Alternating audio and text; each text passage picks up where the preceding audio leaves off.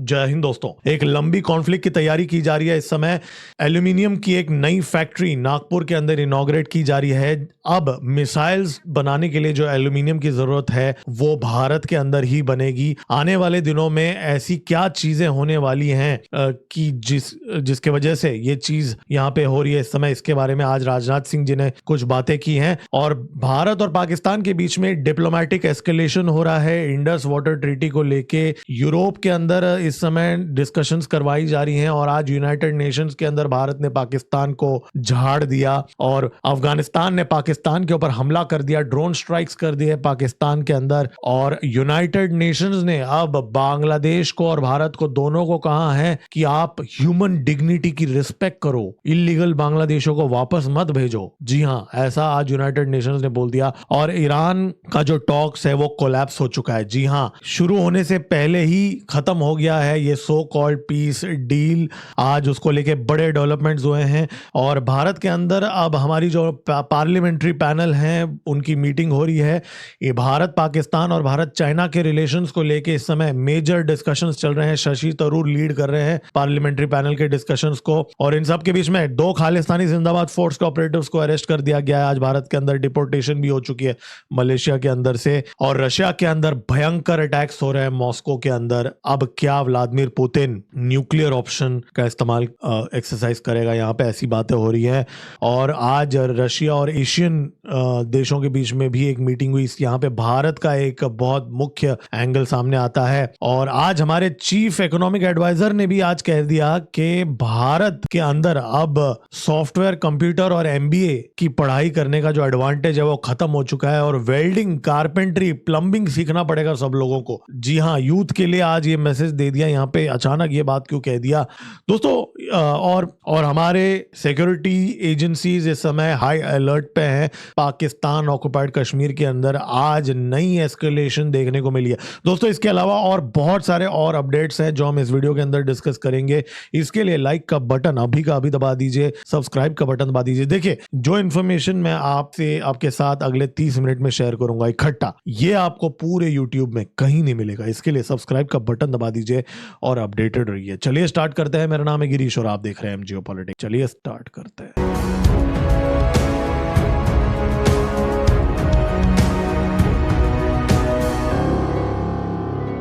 देखिए, भारत इस समय एक लंबी कॉन्फ्लिक्ट की तैयारी कर रहा है जहां पे सप्लाई चेन डिसरप्शंस हो सकता है। इसके लिए राजनाथ सिंह जी ने नागपुर के अंदर एक फैक्ट्री की इनॉग्रेशन की जो भारत का सबसे पहला 10,000 टन का एल्यूमिनियम का प्रेस रखता है। यंत्रा इंडिया लिमिटेड जो है ये अब भारत के अंदर ही जो हैवी ड्यूटी एल्यूमिनियम जो मिसाइल्स बनाने के लिए इस्तेमाल की जाती हैं, एयरक्राफ्ट बनाने के लिए इस्तेमाल की जाती है, उसको अब नागपुर के अंदर ही बनाया जाएगा। अब ये जब इनॉग्रेशन हुई उस टाइम पे राजनाथ सिंह जी ने उन्होंने एग्जैक्टली यही कह दिया कि अब जो वॉर्स हो रहे इस समय उनमें पूरा का पूरा सप्लाई सिस्टम इंपैक्ट हो जाता है, सप्लाई चेन इंपैक्ट हो जाता है। अब रशिया के साथ हम वही चीज देख रहे हैं जहां पे जब वहां वॉर लड़ी जा रही है तो उनका जो सप्लाई है वो रोक दिया गया है। सेम चीज हमने ईरान के अंदर देखी और अमेरिका भी इसी चीज को झेल रहा है। और राजनाथ सिंह जी ने कहा कि अब ये जो फैक्ट्री की इनॉग्रेशन के बाद में अब भारत के अंदर जो मिसाइल्स हैं और जो बहुत सारे एयरक्राफ्ट के कंपोनेंट्स हैं वो भारत के अंदर ही बनेंगे। और इसकी जो लोकेशन है वो काफी स्ट्रेटेजिक है,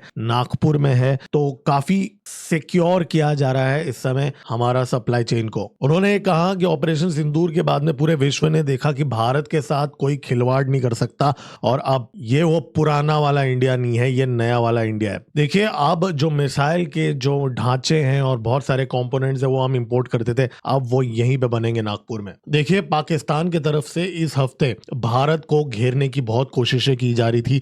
यूरोप के अंदर इशकदार, जो पाकिस्तान का सो कॉल्ड फॉरेन मिनिस्टर बोलते हैं उसको, उसने ये कहा कि जी भारत ने अब जो इंडस वाटर ट्रीटी, भारत का जो इंडस वाटर ट्रीटी है वो उल्लंघन कर रहा है। और एक छोटा सा क्लिप सुन लीजिए। That our concerns are not merely based on Indian statements. India has followed up its belligerent statements with illegal actions. These include projects to create. अब उसने ये कहा कि भारत सिर्फ स्टेटमेंट नहीं दे रहा है, यहाँ पे भारत एक्शन ले रहा है, ऑन ग्राउंड यहाँ पे चेंजेस हो रही हैं, ऐसा उसने कहा। Reservoirs such as Sawalkot, Kirthia, Kawar, etc. The expansion of existing structures such as Bagliar and Salal. And इसने एग्जैक्ट नाम लिए हैं, बगलिहार सलाल के अंदर हम चेंजेस कर रहे हैं यहाँ पे। most alarmingly, diversion projects on the Indus, Chenab and Ravi rivers. In total, at least 17 such projects that will drastically alter the river system as a whole. वो कह रहा है भारत ने 17 ऐसे प्रोजेक्ट्स शुरू किए हैं जो परमानेंटली नदी का रुख बदल देगा, Giving India the tools for hydro hegemony that it so desires. The stated policy of our eastern neighbor to intentionally deprive 240 million people of their rightful access. तो बेसिकली यहाँ पे ये मुद्दे को इंटरनेशनलाइज किया जा रहा है। मैंने कल ही आप लोगों को बता दिया था कि ब्रसल्स में कॉन्फ्रेंस हुई है। अब मैंने आपको ये क्लिप इसलिए दिखाया है क्योंकि आज भारत की तरफ से इसका एक रिस्पॉन्स आया है यूनाइटेड नेशंस के अंदर। आज भारत की रिप्रेजेंटेटिव ने ये साफ साफ कह दिया है कि जो इंडस वाटर ट्रीटी है वो आउटडेटेड है। ये हमने वहां पे कहा, मतलब डायरेक्ट इशकदार के मुंह पे यहाँ पे बोला है कि बॉस ये बकवास कर रहे हो। लेकिन आज पाकिस्तान के साथ साथ जो ओआईसी के जो देश हैं उनको भी भारत ने सुना डाला। जी हाँ, हमारी रिप्रेजेंटेटिव ने ऑर्गेनाइजेशन ऑफ इस्लामिक कोऑपरेशन के जो लोग एलिगेशन लगा रहे हैं कि भारत के साइड में ह्यूमन राइट्स वायलेशन हो रहे हैं, उसको झाड़ दिया वहां पे।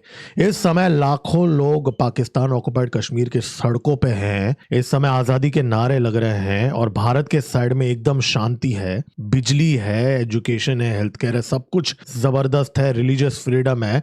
और ये ओआईसी पाकिस्तान के साथ मिलके भारत के खिलाफ झूठ फैला रहे हैं। ये बात का आज यहाँ पे खुलासा तो क्या बोलूं मैं, ये बात को आज एम्फसाइज किया है हमारे रिप्रेजेंटेटिव ने और ये भी कह दिया कि हमारा पोजीशन क्लियर है। कोई लॉजिक ही नहीं है कि अगर सामने से पाकिस्तान टेरर एक्सपोर्ट करेगा तो हम क्यों पानी दे। तो देखिए, ये खबर मैंने आपके साथ इसलिए शेयर किया क्योंकि इस समय एस्केलेशन हो रहा है, इंटरनेशनलाइज किया जा रहा है इस इशू को यूनाइटेड नेशंस के अंदर। और अब फिलहाल जो सिचुएशन है इसको देख के आप सरप्राइज मत होइए कि अगर पाकिस्तान ये जो ह्यूमन राइट्स एनजीओज है, जॉर्ज सोरोस बैक्ड एनजीओज है, ये सब भारत के खिलाफ लिखना शुरू ना कर देंगे अभी आने वाले दिनों में, क्योंकि वो किया जा रहा है। आज ही खबर है यूनाइटेड नेशंस ने, जी हाँ, यूनाइटेड नेशंस का secretary general spokes person Stefan Dujarric ने अपने प्रेस ब्रीफिंग में न्यूयॉर्क में कहा कि भारत और बांग्लादेश दोनों को पुशिन्स का जो इशू है वो रिजॉल्व करना चाहिए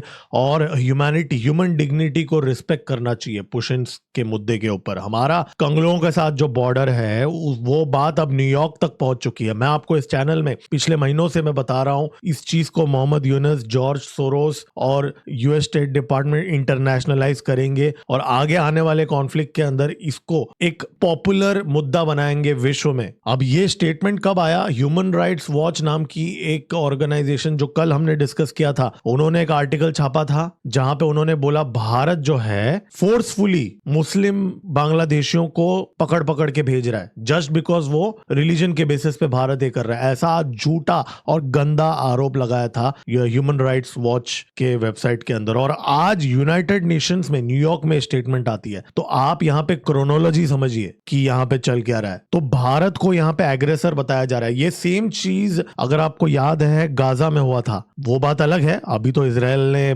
ठोक ही दिया एग्रेसर, तो अभी क्या बोलूं मैं। लेकिन जब अक्टूबर 7 नहीं हुआ था, राइट, उससे पहले भी इजराइल को एग्रेसर बोला गया था कि कितना अत्याचार कर दिया इजराइल ने वहां पे उस रीजन के अंदर, आसपास के देशों ने। उस टाइम पे भी वही ओआईसी जो है, ऑर्गेनाइजेशन ऑफ इस्लामिक कोऑपरेशन जो है, वो उनके जो देश हैं और जो ह्यूमन राइट्स ऑर्गेनाइजेशन है वो भी by the way Qatar funded है, बहुत सारे जो एनजीओज है वेस्ट के अंदर, इन सब को इजराइल के खिलाफ एक्टिवेट किया गया था। तो एग्जैक्टली वही कंडीशंस भारत के लिए प्रिपेयर किए जा रहे हैं यहाँ पे दोनों तरफ से। और अब न्यूज चैनल्स भी इस समय पाकिस्तान के अंदर बोलने लगे हैं पाकिस्तान ऑक्युपाइड कश्मीर। अब आप ये सुन लीजिए कि मकबूजा कश्मीर में नहीं हूँ बल्कि पाकिस्तान के ज़ेर कब्जा कश्मीर के अंदर मौजूद हूँ। और अब खुलेआम ये बातें होने लगी हैं, पीओके के अंदर हालात बद से बदतर हो रहे हैं और जो वहां पे मर्द हैं, जो मेल है, वो सारे रावलाकोट चले गए। तो उनके जो गांव में जो औरतें हैं उनके ऊपर अभी पाकिस्तान आर्मी वहां पे गंदी हरकतें कर रहा है, ये चीज वो रिपोर्ट कर रहा है। और ये बोलते समय उसने पाकिस्तान ऑक्युपाइड कश्मीर बोल दिया, और ये न्यूज चैनल वाला बोल रहा है, ये ऐसा नहीं है कि कोई सड़क पे रैंडम आदमी बोल रहा है। और पाकिस्तान की जो सो कॉल्ड सरकार बोलते हैं, वो जो जाहिल लोग हैं, उन्होंने 150 लोगों का नाम, एक लिस्ट जारी किया है। ये जो सारे लोग हैं पिछले 11 दिनों में इन्होंने अप्रेजिंग में शामिल हुए थे प्रोटेस्ट के अंदर, इनको टेररिस्ट घोषित कर दिया गया है। ये 150 इंडिविजुअल्स, ये अवामी एक्शन कमेटी के लोग हैं। इनमें से ज्यादातर लोग शौकत नवाज मीर और उमर नजीर और ख्वाजा मेहरान, अमन खान, जिनके वीडियोस हमने इस चैनल में देखे पिछले कुछ दिनों में। अब लेकिन यहाँ पे ताजुब की बात यह है कि इसमें इस बंदे का भी नाम है चौधरी तरीक महमूद, जो मीरपुर ओरिजिन का है, जो आईएसआई का एसेट है। ये पिछले 20 साल से ये बंदा जो है, ये लंदन में बैठ के भारत के खिलाफ प्रोपेगेंडा करता था। 1200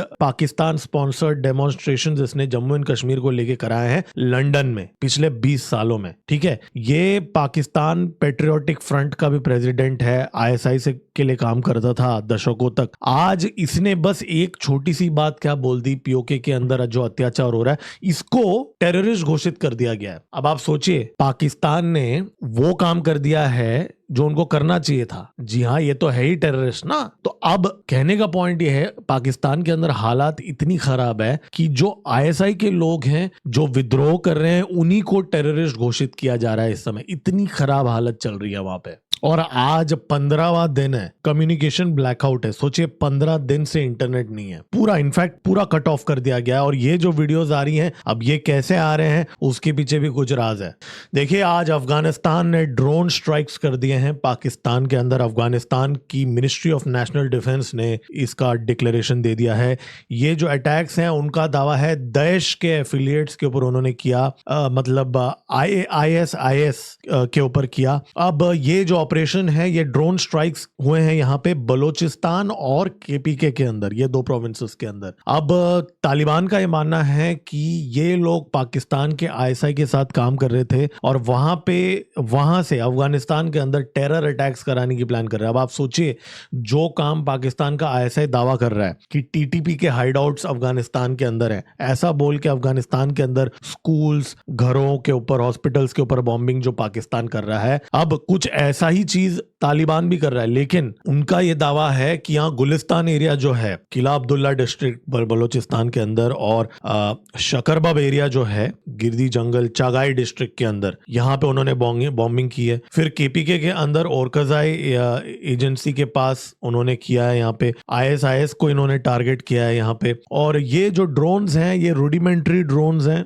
अब कुछ वीडियोस और फोटोज सामने आई है। देखिए, ये एक ड्रोन है, बहुत ही छोटा सा ड्रोन है। इनमें जो एक्सप्लोजिव्स है बहुत ज्यादा पावरफुल नहीं है। अब कुछ अनएक्सप्लोडेड भी मिले हैं, नीचे गिरे हुए मिले हैं, कुछ एक्सप्लोड भी हुए हैं। अब इसकी जो इफेक्टिवनेस क्या है, ये तालिबान ने अभी तक बताया नहीं है। जी हाँ, उन्होंने डैमेज बताया नहीं। और पाकिस्तानी जाहिल जो हैं, उनको तो आप जानते ही हो, वो कभी नहीं बताएंगे। उनके अगर 1000 पाकिस्तानियों को भी आप ठोक न दो, पाकिस्तानी बोलेंगे कि 10 ही गए। और देखिए, ईरान के अंदर इस समय क्या हो रहा है, ये जो सो कॉल्ड सीजफायर जो साइन हुआ है, ये कोलैप्स होते हुए नजर आ रहा है दोस्तों। क्योंकि JD वॉन्स ने अपना जो ट्रिप है ईरान का, वो कैंसिल कर दिया है। ईरान की भी जो डेलीगेशन है, उसने भी कैंसिल कर दिया है। जो स्विट्जरलैंड के अंदर जो डिस्कशंस होने वाले थे ना, दोनों पक्षों ने कैंसिल कर दिया है यहाँ पे। क्यों? क्योंकि हिजबुल्लाह ने भयंकर हमले कर दिए हैं इजराइल के अंदर, मिसाइल्स और रॉकेट्स दाग दिए हैं, और इजराइल ने भी हमले कर दिए। इजराइल ने तो ये तक कह दिया कि वो 1 इंच भी पीछे नहीं हटेंगे सदर्न लेबनान के अंदर से, लेबनान के अंदर से। अब आप सोचे, जो ओपनिंग राउंड ऑफ टॉक्स हैं, वही कोलैप्स हो गया ये लेबनान के सीज फायर वायलेशन की वजह से। लेकिन JD वॉन्स का घमंड कम नहीं हुआ। JD वॉन्स ने कहा कि नेतान्याहू जिन हथियारों से लड़ रहा है, 2/3 हथियार जो हैं वो अमेरिका के हैं, अमेरिका के टैक्स पेयर के पैसों से वो हथियार बने। उसने ये भी कहा, JD वॉन्स ने, कि ये जो इजराइल के जो पार्लियामेंट वाले हैं, वो अमेरिका को गाली उनको नहीं देना चाहिए, क्योंकि अमेरिका एकमात्र सुपर पावर है, एक एलाय है। इजराइल का एकमात्र एलाय है जो इस समय इसराइल के साथ खड़ा हुआ है, और अमेरिका के ऊपर ही वो अभी गालियां दे रहे हैं कि अमेरिका ने कैसे आप पीस डील साइन कर दिया बिना हमसे पूछे, ये गलत है। लेकिन यहाँ देखने वाली बात यह है कि इस बार violation of ceasefire Israel की तरफ से ही सिर्फ नहीं हुआ, हिजबुल्लाह ने खुद यहाँ पे रॉकेट्स और मिसाइल्स दागने शुरू कर दिए। तो यहाँ पे ऐसा भी नहीं बोल सकते कि भाई सिर्फ इसराइल ने ये चीज कर दिया है, लेकिन नेतान्याहू ने बोल दिया मैं ठोकूंगा, जब तक नेसेसरी होगा तब तक मैं ठोकूंगा। और अगर आपको ऐसा लगता है कि सिर्फ भारत के अंदर ही लोग डोनाल्ड ट्रंप को ट्रस्ट नहीं करते, अब आप इसराइल का देख लीजिए, 71% इजरायली जो हैं वो डोनाल्ड ट्रंप के ऊपर ट्रस्ट ही नहीं करते ईरान डील का, कि वो ईरान डील के अंदर ऐसी शर्तें मानेगा जो इसराइल को बेनिफिट करे। और सिर्फ 11% इजरायली बोलते हैं कि जी इसराइल यहाँ पे जीत चुका है। सोचिए, सिर्फ 11%, 90% इजरायली ये बोलते हैं कि इसराइल हार जाएगा अगर ये सीज फायर हो गया तो इसका मतलब यह है कि अमेरिका का सबसे क्लोजेस्ट एलाय, राइट, इसराइल तो अमेरिका का सबसे क्लोजेस्ट एलाय है ना, तो उसके साथ अगर अमेरिका ऐसा कर रहा है कि 70% इजरायली आज ट्रंप पे भरोसा ही नहीं करते, अगर सबसे क्लोजेस्ट एलाय का यह हाल है, तो आप सोचिए पाकिस्तानी जो है, जो टिश्यू पेपर है, टॉयलेट पेपर है, उनका तो क्या ही होगा, क्या हालत होगा मुन्नी का, ठीक है। और भारत का, हमारा जो पॉलिसी इस समय अमेरिका के साथ यह है कि ना दोस्ती अच्छी है ना दुश्मनी अच्छी है, हम व्यवहार करेंगे अमेरिका के साथ, उस व्यवहार का नाम स्ट्रेटेजिक पार्टनरशिप है, लेकिन जब काम और एग्जीक्यूशन की बात आती है तो टैक्टिकल पार्टनरशिप है, लेन देन वाली पार्टनरशिप। कहीं ना कहीं यही इस समय सबसे बेस्ट पॉसिबल मेथड लग रहा है डोनाल्ड ट्रंप से डील करने का। और ट्रंप एक मेगलोमेनियक बन चुका है, मतलब मैं आपको कैसे बोलूं, एक पागल इंसान बन चुका है। ये मैं क्यों बोल रहा हूं, एक्सियोस के इंटरव्यू में उसने ये कहा कि मैं इस पूरे विश्व का सबसे ताकतवर इंसान हूं। उसने ये कहा कि वो जेंगिस खान, नेपोलियन, स्टालिन, माओ और हिटलर से ज्यादा ताकतवर है डोनाल्ड ट्रंप। जी हाँ, ये उसने बाकायदा कहा है इंटरव्यू के अंदर। तो ये जो बंदा है इस समय, ये कंप्लीटली एक ऐसा सेल्फ सेंटर्ड इंसान बन चुका है जो सिर्फ और सिर्फ अपने बारे में सोचता है। और इनफैक्ट उस इंटरव्यू में उसने ये भी कहा कि सिर्फ 2 ही ऐसे लीडर्स हैं जिनको मैं मानता हूं, मोस्ट एडमायर्ड। जी हाँ, अब उनमें किसका नाम है आप गेस कर लीजिए। एक तो चाइना का जी जिनपिंग और दूसरा भारत का नरेंद्र मोदी। ट्रंप ने ये इंटरव्यू के अंदर कहा। मैं जी जिनपिंग और मोदी का रिस्पेक्ट करता हूं क्योंकि जी जिनपिंग जो है वो ही इज ऑल बिजनेस, मतलब जी जिनपिंग बहुत ज्यादा बिजनेसमैन टाइप बंदा है, और मोदी जो है वो ही is a very tough cookie, बहुत ही टफ कुकी है मोदी। अब देखिए ये क्यों इसने कहा टफ कुकी और जी जिनपिंग को क्यों ऑल बिजनेस कहा, ये आप कमेंट्स में बता सकते हैं। लेकिन कहीं ना कहीं ये इंटरव्यू में ये भी मालूम पड़ता है कि हमने जितना हो सके, भारत ने, हमारी सरकार ने उस लेवल तक यहाँ पे टफ नेगोशिएट किया। हाँ, अब उसके बाद में भी अगर आपको लगता है घुटने टेक दिया है तो टेक दिया है भाई, अभी क्या कर सकते हैं, पावरफुल देश है विश्व का। देखिए मॉस्को के अंदर भयंकर अटैक्स हो रहे हैं। कल हमने डिस्कस किया था, कल इनफैक्ट हमने कुछ वीडियोस भी देखे थे, आज भी अटैक्स हुए हैं। दूसरा दिन मॉस्को के अंदर ड्रोन अटैक्स हो रहे हैं और पुतिन ने बदला लेने का यहाँ पे डिक्लेयर कर दिया है। रशिया ने ये कह दिया है कि अब वो मैसिव ग्रुप स्ट्राइक्स करेंगे यूक्रेन के अंदर, और अब सब यूक्रेन वो चीजें देखेगा जो यूक्रेन ने पहले कभी नहीं देखा, ऐसा रशिया ने कहा है। अब आप देखिए कुछ वीडियोस में आपको दिखा रहा हूँ।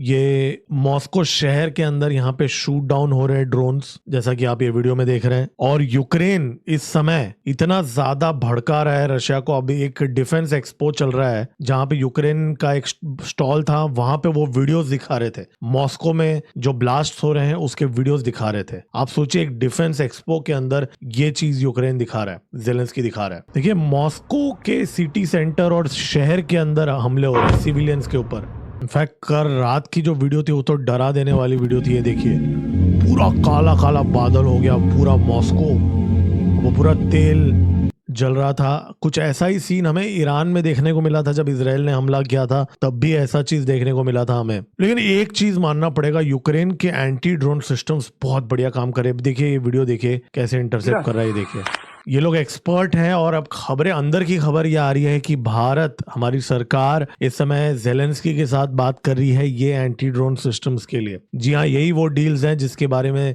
जेलेंस्की बात कर रहा था। ऐसी इस समय उड़ती हुई खबर आ रही है। अब आप देखते हैं आगे आने वाले दिनों में ये खुल के सामने आएगा। देखिए लेकिन पुतिन यहाँ पे अब उसको कुछ तो करना पड़ेगा, क्योंकि अगर ऐसे ही चलता रहा, मॉस्को के अंदर हमले होते रहे, तो उसको इंटरनली बहुत ज्यादा प्रेशर झेलना पड़ेगा। हालांकि वहां वहाँ पे सरकार की ही चलती है रशिया के अंदर, कोई प्रोटेस्ट वगैरह ज़्यादा करते नहीं है।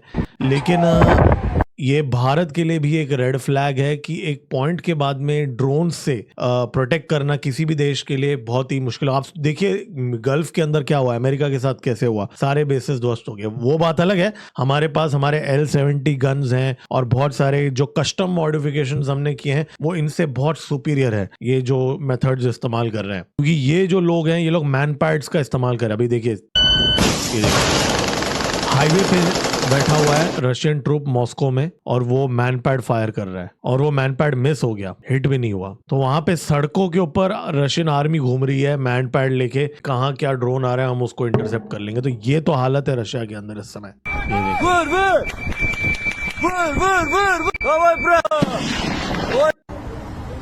और मैं आपको एक बात बता दूं, ये जो हमला हुआ था इसमें जो पंत सीर S-1 मिसाइल जो है उसने खुद ने उनके खुद के रशिया के एयर डिफेंस सिस्टम ने ये ब्लास्ट कराया था, जो हमने कल एक मैंने कम्युनिटी पोस्ट भी किया था कल। जी हाँ, और बाय द वे मैं आपको बता दूं हम भी ये सिस्टम ले रहे हैं पंत सीर S-1। कभी कभी हो जाता है मिस फायर, लेकिन मैं आपको बता रहा हूँ ये चीज हुआ है वहां पे। देखिए मैं आपको एक बात बता दूं, यूके ने एक रशियन वेसल को इंटरसेप्ट किया, उसके अंदर भारत का एक ओरिजिन का एक कैप्टन था, अजय पंत नाम का कैप्टन है, उसको यूके ने कस्टडी में ले लिया। हमारी जो मिनिस्ट्री ऑफ एक्सटर्नल अफेयर्स ने कहा कि हमारी जो मिशन है वो यूके के अथॉरिटीज के साथ टच पे है। देखिए अब ये बात तो है, अब इंडियंस जो हैं हर जगह पे काम करते हैं, खास करके शिपिंग इंडस्ट्री के अंदर, और रशियन टैंकर्स को और रशियन वेसल्स को ऑपरेट भी करते हैं। तो अब ये चीजें हमें ज्यादा देखने को मिलेगा आने वाले दिनों में रशिया के साथ। और देखिए ये वीडियो के रिकॉर्डिंग के टाइम पे खबरें ये आ रही हैं कि ईरान ने वापस स्ट्रेट ऑफ हॉर्मुज को ब्लॉक करना शुरू कर दिया है। जी हाँ, ऐसी अनाउंसमेंट हो रही है। इनफैक्ट एक ऑडियो रिलीज हुआ है,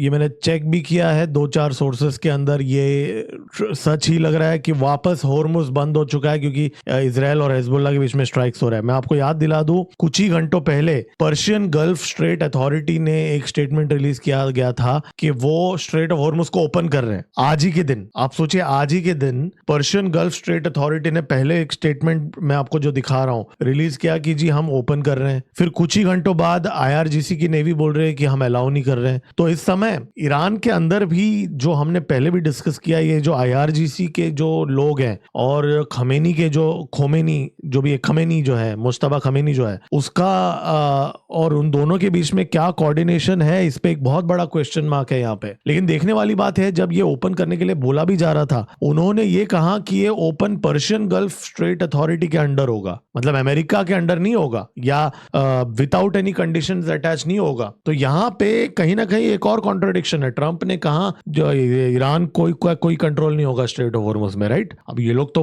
पूरा यहाँ पे लेटर हेड में पूरा नोटिस जारी कर रहे हैं पर्शियन गल्फ स्ट्रेट अथॉरिटी, जो इन्होंने अभी अभी स्टार्ट किया था कुछ ही हफ्तों पहले। तो पूरा यहाँ पे कोलैप्स हो रहा है ये चीज। और ट्रंप ने वहां पे बोल दिया आज इनफैक्ट एक्सियोस के इंटरव्यू में कि अगर मैं नहीं होता तो इजराइल खत्म हो जाता। और यहाँ पे ट्रंप पोस्ट कर रहा है कि the war has diminished Iran, it doesn't any longer have any air force, navy, any equipment. तो ट्रंप ये दावा कर रहा है कि जी अमेरिका जीत रहा है। और आज एक और कंट्रोवर्सी भी हो गई, ये जो मेलोनी है, मेलोनी ने आज एक रिस्पॉन्स किया। उसने कहा कि जो मीडिया में रिपोर्ट्स आ रही हैं, एक्चुअली डोनाल्ड ट्रंप ने कहा था कि मेलोनी जो है उसने ट्रंप के साथ फोटो खिंचाने के लिए भीख मांगी डोनाल्ड ट्रंप से। जी हाँ, ट्रंप ने ऐसा कहा। तो मेलोनी जो है उन्होंने कहा नहीं, मैं और मेरी जो इटली है हम कभी भीख नहीं मांगते, वो भी ट्रंप जैसे आदमी से फोटो खिंचाने के लिए। अब आप सोचे विश्व में जियोपॉलिटिक्स इस लेवल पे आ गया है कि ग्लोबल लीडर्स एक दूसरे को के बारे में, एक ग्लोबल लीडर्स तो क्या बोलूं, डोनाल्ड ट्रंप इस लेवल का झूठ बोलता है। देखिए भारत पे आते हैं, यहाँ पे आज दिल्ली के अंदर 2 खालिस्तान जिंदाबाद फोर्स के ऑपरेटिव्स को अरेस्ट कर दिया गया है। ये लोग मलेशिया से आ रहे थे। अब हमने इस चैनल में पहले एक बार डिस्कस किया था कि कैसे पंजाब के अंदर रेलवे इंफ्रास्ट्रक्चर को टारगेट किया जा रहा था, ब्लास्ट हो रहे थे रेलवे इंफ्रास्ट्रक्चर में, राइट? बहुत बार हमने डिस्कस किया। अब उन इंसिडेंट्स की जब जांच हो रही थी तब पंजाब पुलिस को पता चला कि वो मलेशिया में कुछ लोगों के साथ टच पे थे। फिर पिछले कुछ महीनों में हमारी सरकार ने मलेशिया के लोगों के साथ कोऑर्डिनेट किया, वहां के ऑफिशियल्स के साथ। और ये जो 2 लोग हैं, गुरविंदर सिंह एलिजिडली, गुरविंदर सिंह अंबाला के और मनजीत सिंह पटियाला के, ये 2 दिल्ली लाए गए मलेशिया से डिपोर्ट होके, और वहां पे यहाँ पे इनको गिरफ्तार कर लिया गया। तो यहाँ पे जो खालिस्तान जिंदाबाद फोर्स जो है उसको पूरी तरीके से यहाँ पे डिसमेंटल किया जा रहा है। और ये उस टाइम पे होता है जब कनाडा के अंदर जो इंडियन काउंसलेट के जो लोग ऑफिशियल्स हैं उनके यहाँ पे कार्डबोर्ड सेटअप्स लगाई जा रही है, उनको फांसी दी जा रही है और उनके खिलाफ यहाँ पे कुछ वर्डिक्ट दिया जा रहा है। एक पूरा जोकर बन गए खालिस्तानी।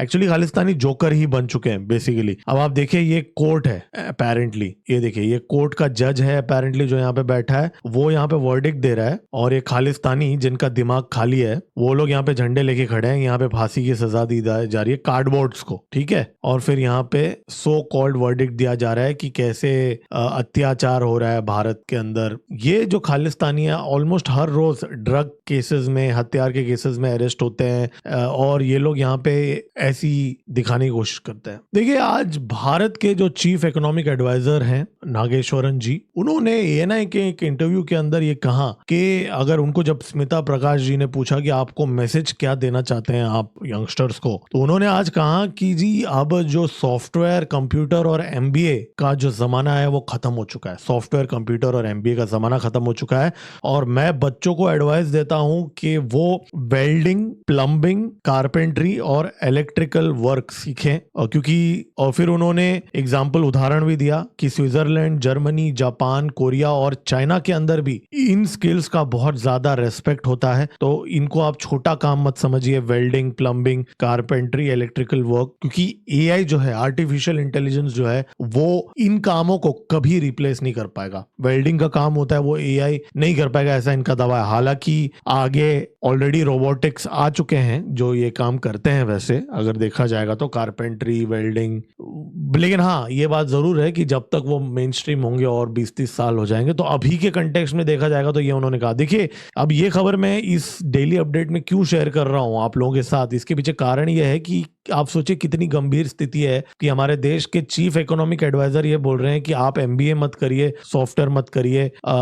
वैसे उन्होंने ऐसा नहीं कहा कि मत करिए, उन्होंने कहा कि हमें बेसिकली बाकी ऑक्यूपेशंस भी कंसिडर करना है। ऐसा नहीं है कि हर बंदे को इंजीनियर बनना है। तो ये चीज हमें ये दिखाता है कि आने वाले टाइम में जो अभी प्रेडिक्शन है कि 30-40% सॉफ्टवेयर इंडस्ट्री में जॉब्स कम हो सकते हैं। इनफैक्ट आज स्टॉक मार्केट भी क्रैश हुआ दोस्तों, आज 2 lakh crore valuation wipe off हो गया स्टॉक मार्केट के अंदर आज, सॉफ्टवेयर इंडस्ट्री में, आईटी इंडस्ट्री में। तो यहाँ पे एक क्राइसिस आने वाला है ऐसा लग रहा है, क्योंकि अगर हमारे देश के चीफ इकोनॉमिक एडवाइजर ये बात बोल रहे हैं तो इसको हमें सीरियसली लेना चाहिए। देखिए आज जो पैलेस्टाइन की जो एम्बेसी है भारत के अंदर, उन्होंने भारत की सरकार से मदद मांगी है क्योंकि वहां पे अभी एक मेडिकल सप्लाई का बहुत बड़ा शॉर्टेज है गाजा के अंदर। अब उनका ये दावा है कि मेडिसिन नहीं है, सर्जरीज नहीं हो रही हैं, सीवियर शॉर्टेज चल रहा है वहां पे। और यहाँ पे उन्होंने बोला है कि मोदी जी ने बोला आरोग्य मैत्री प्रोजेक्ट, उन्होंने कहा इस प्रोजेक्ट के अंदर Bharat, India will protect essential medical supplies to any developing country affected by natural disasters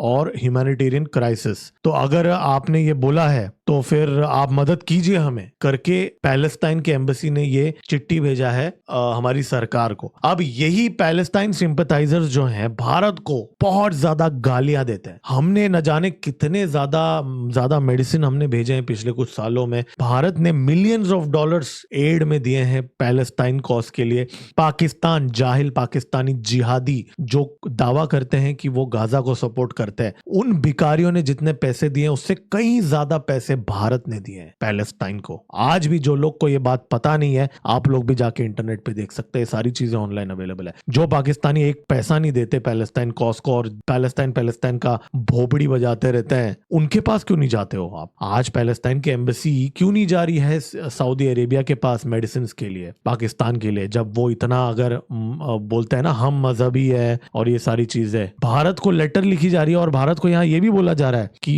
in fact हमारा आरोग्य मैत्री प्रोग्राम का नाम भी लिया जा रहा है पैलेस्टाइन के लेटर के अंदर। लेकिन जब गालियां देनी होती है तो बोलते हैं कि जी भारत इजराइल को सपोर्ट करता है, राइट? हमारे ऊपर आरोप लगता है ना कि हम इजराइल को ब्लाइंडली सपोर्ट करते हैं, हम गाजा के लोगों का हानि चाहते हैं, ऐसा आरोप लगाया जाता है ना झूठा। तो अब हमारे पास क्यों आए हो आप? तो खैर मदद करना चाहिए हमारी हमारी सरकार को, क्योंकि आरोग्य मैत्री प्रोग्राम के अंदर हमें करना चाहिए और मुझे पूरा यकीन है हम अफगानिस्तान को भी हम मेडिसिन भेज रहे हैं तो गाजा में भी भेजेंगे मेडिसिन, क्यों नहीं भेजेंगे। और ये वीडियो के रिकॉर्डिंग के टाइम पे ट्रम्प बाबू ने पोस्ट भी कर दिया कि टॉक्स कोलैप्स हो रहे हैं, मतलब इनडायरेक्टली उसने बता ही दिया। और देखिए जयशंकर जी ने आज भारत के बिमल पटेल जी को कंग्रेचुलेट किया है, जो यूनाइटेड नेशंस का जो इंटरनेशनल ट्रिब्यूनल जो है लॉ ऑफ द सी का, ITLOS का, international tribunal for the law of sea, ITLOS, New York के अंदर जो है, उनमें वो अब जज बनेंगे। जी हाँ, 2026 से लेके 35 तक, मतलब अगले 10 साल तक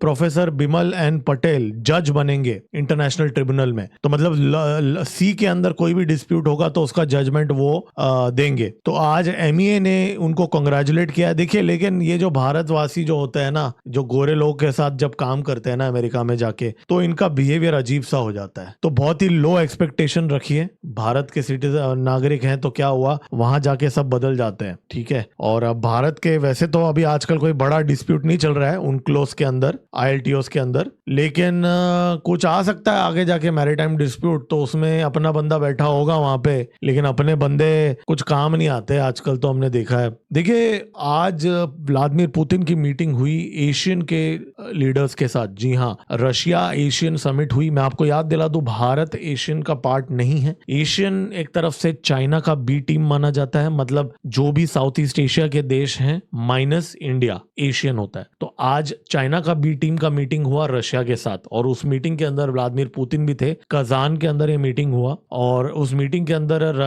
रशिया ने कहा कि जी ये स्ट्रेटेजिक पार्टनरशिप है रशिया का। अब देखिए मैं आपको एक बात बता दूं, ये क्यों भारत के लिए बेनिफिशियल है, मैं ये भी आपको बता दूंगा। देखिए इस समय ऐसा वेस्ट बता रहा है कि भारत अकेला ही रशिया के साथ पार्टनर करके बैठा हुआ है, वरना रशिया तो आइसोलेटेड है, ऐसा एक नैरेटिव बनाया जा रहा है। तो अभी एशियन की मीटिंग ये दिखाएगा कि रशिया आइसोलेटेड नहीं है, पूरा साउथ ईस्ट एशिया रशिया के साथ खड़ा हुआ है, पहली बात। तो भारत यहाँ पे अकेला नहीं है, ये एक चीज उठ के आ जाता है। दूसरा, जो चाइना एकमात्र पार्टनर बन के बैठा हुआ है रशिया का मुख्य पार्टनर, अब एशियन के साथ अगर रशिया काम करेगा तो चाइना को थोड़ा बैलेंस आउट हो जाएगा, वहां पे चाइना का इन्फ्लुएंस थोड़ा तो कम होगा। तीसरी चीज यहाँ यह है कि भारत, हम इस समय एशियन देशों को वेपन सप्लाई कर रहे हैं। इंडोनेशिया को ब्रह्मोस बेच रहे हैं, वियतनाम को ब्रह्मोस बेच रहे हैं, और हम फिलीपींस को तो ऑलरेडी बेच चुके हैं, राइट। मलेशिया के साथ भी हमारे बातें चल रही हैं डिफेंस सिस्टम की। तो एशियन के अंदर हमारा भी हम इन्फ्लुएंस यहाँ पे बना रहे हैं। और चेन्नई व्लादिवोस्तोक मैरीटाइम लिंक भी है, अब उसके अंदर एशियन के देशों का एक मुख्य कंट्रीब्यूशन होगा। तो यहाँ पे कहीं ना कहीं भारत का भी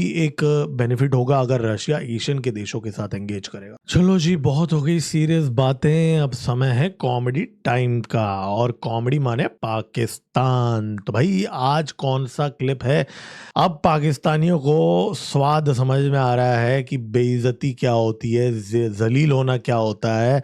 अब स्विट्जरलैंड के अंदर जो मीटिंग होना था वो कैंसिल हो गया। अब आप सुनिए वहां के जर्नलिस्ट क्या बातें कर रहे हैं। आज के दिन जो है वो जाना था ताकि 19 तारीख को एक बड़ा जो साइनिंग सेरेमनी है वो हो। उसके लिए पाकिस्तान से मतलब कई साफी टीमें चली गई, सुना सरकारी टीमें भी चली गई, वहां पे जो रिजॉर्ट है वो बुक करा लिया गया, और तस्वीरें भी जारी हो गई, और हर पासे की रुलाजा पै गया। आज हुआ ये कि जब जाने का मामला आया तो अभी जब मैं आपके साथ विलॉग कर रहा हूं की जो यानी हुकूमत के अहम तरीन लोग हैं, जाहिर है जिसमें फील्ड मार्शल हैं, जिसमें प्राइम मिनिस्टर पाकिस्तान है, जिसमें सागडार साहब वजीर खारजा, जिसमें मोहसिन नकवी साहब, जिसमें अता तरड़ साहब हैं, ये जो वफद जिसने जाना था वो अभी तक उन्होंने टेक ऑफ नहीं किया। वो यहाँ से इस्लामाबाद से वो स्विट्जरलैंड के लिए नहीं निकले। क्यों नहीं निकले, किसने रोका हुआ उनको? तो मेरे जराए ने ये बात मुझे बताई है कि ईरान जो है उन्होंने ये कहा कि जब हम यहाँ से टेक ऑफ करेंगे तो हम आपको बता देंगे, और उसके बाद आप निकल आइए। अब जाहिर है कि ईरान अगर यहाँ नहीं जाता वहां पर,